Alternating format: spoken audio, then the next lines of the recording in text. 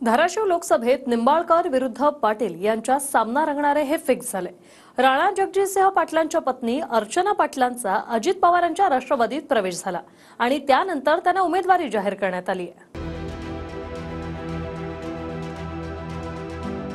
धाराशिव लोकसभेत पुन्हा एकदा निंबाळकर विरुद्ध पाटील सामना रंगणार। फक्त यंदाची लढाई ओमराजे निंबाळकर विरुद्ध राणा जगजितसिंह पाटलांमध्ये होण्याऐवजी मवियाचे ओमराजे निंबाळकर विरुद्ध महायुतीचे राणा जगजितसिंह यांच्या पत्नी अर्चना पाटलांमध्ये होणार आहे। 2019ला राणा जगजितसिंहांनी भाजपात प्रवेश केला। ते आता भाजपातच असले तरी त्यांच्या पत्नीने अजित पवारांच्या राष्ट्रवादीत प्रवेश करत उमेदवारी मिळवली। क्रांतिकारी निर्णय या येत्या टर्ममध्ये होणार आहेत आणि त्या निर्णयांबरोबर धाराशिव जेव्हा देश जगाच्या तिसऱ्या अर्थव्यवस्थेलाही तेव्हा धाराशिव मागे न राहता त्याचा विकास करण्यासाठी मी कुठेतरी एक इन्स्ट्रुमेंट होणार आहे याचा मला अभिमान कौतुक वाटतं आणि ती संधी मला महायुतीच्या सगळ्या नेत्यांनी दिली त्याच्याबद्दल मला खूप मनापासून त्यांचे आभार मानायचे। नेमका विकास कुणाचा? कारण 40 वर्ष ह्या जिल्ह्याचं नेतृत्व आपल्याकडे होतं। त्या 40 वर्षात हा जिल्हा आकांक्षित जिल्ह्याच्या यादीत म्हणजेच दरिद्री जिल्ह्याच्या यादीत देशात क्रमांक 3 ला जातो। आता ही कुठली विचारधारा आहे? कारण राणा पाटील भाजपमध्ये आणि ह्या राष्ट्रवादीमध्ये आणि ज्यावेळेस हे सोडून जात होते त्यावेळेस अजित पवारांचं कारण देऊनच हे गेले होते। मग आज तेच अजित पवार चालतायत का? यावेळी नातं गोता आणि उमेदवारीवरून अनोखं चित्र आहे। म्हणजे रावेरमधून रक्षा खडसे भाजपच्या उमेदवार आहेत। त्यांचे सासरे एकनाथ खडसेंना त्यांच्या विरोधात प्रचार करावा लागणार आहे। बारामतीत नणंद सुप्रिया सुळेंविरोधात भाऊजे सुनेत्रा पवार आहेत। अमरावतीत रवी राणांचा युवा स्वाभिमान पक्ष सोडून नवनीत राणांनी भाजपात प्रवेश करत उमेदवारी घेतली।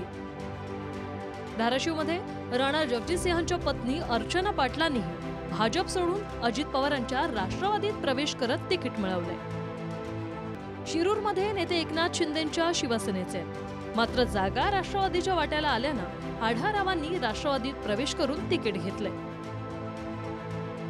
यावरून विरोधक महायुतीवर टीका करत आहेत। तुमच्यापेक्षा तो शिंदे बरा भांडून आडून नडून काहीतरी घेतो तरी आहे, त्यांच्या पदरात तरी काहीतरी पडतंय। हा शिरूर शिरूर शिरूर शिरूर आढळराव पाटील कुठं आणले?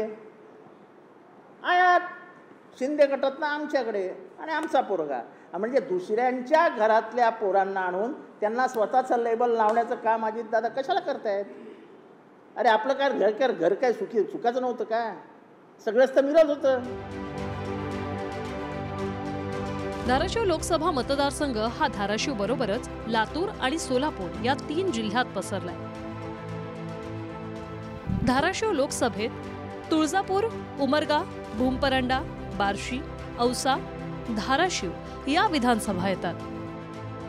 गेल्या वेळी शिवसेनेच्या ओमराजे निंबाळकरांविरोधात तेव्हा राष्ट्रवादीत असलेल्या राणा जगजितसिंह पाटलांमध्ये लढत झाली। निंबाळकरांना 5,96,640 तर राष्ट्रवादीच्या राणा जगजितसिंहांना 4,69,074 मतं पडली। निंबाळकर 1,27,000 जिंकले होते। Bureau report TV9 Marathi.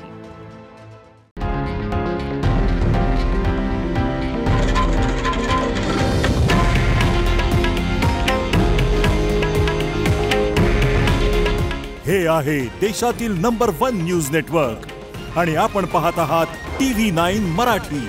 काळजी तुमची, हित महाराष्ट्राचं।